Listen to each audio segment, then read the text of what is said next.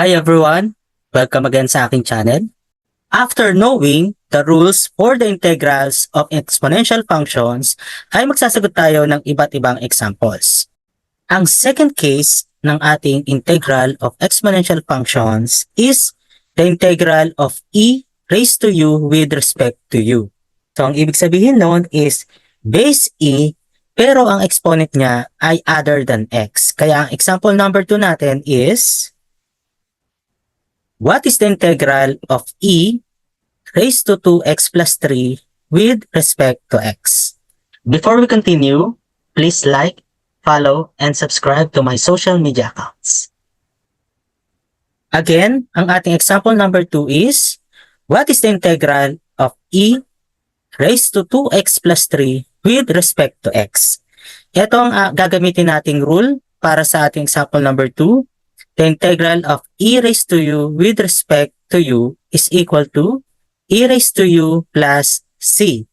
Pero ang given natin ay nasa variable x. So ibig sabihin, gagawa muna tayo ng paraan para tayo magkaroon ng u at ng du. Ang gagawin natin is we're going to let u as 2x plus 3. Yung exponent ng ating letter e ay gagawin nating u. Then, kukunin natin yung kanilang derivatives. Ang u, ang kanyang derivatives ay du.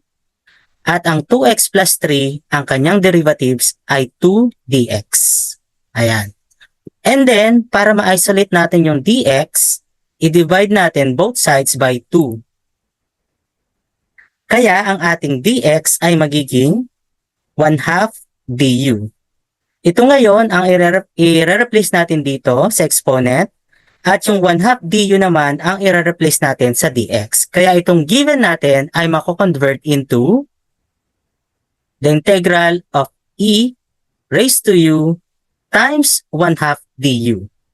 And then dahil yung 1/2 ay pwede nating ilabas as coefficient ng buong integral, siya rin ay mako-convert into 1/2 times the integral of e raised to u du.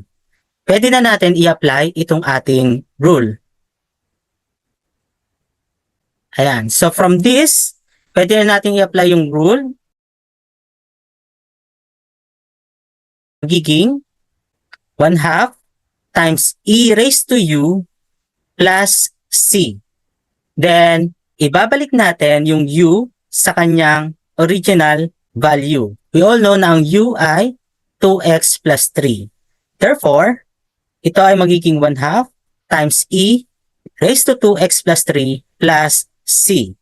Therefore, ang ating final answer ay 1/2 e raised to 2x plus 3 plus c.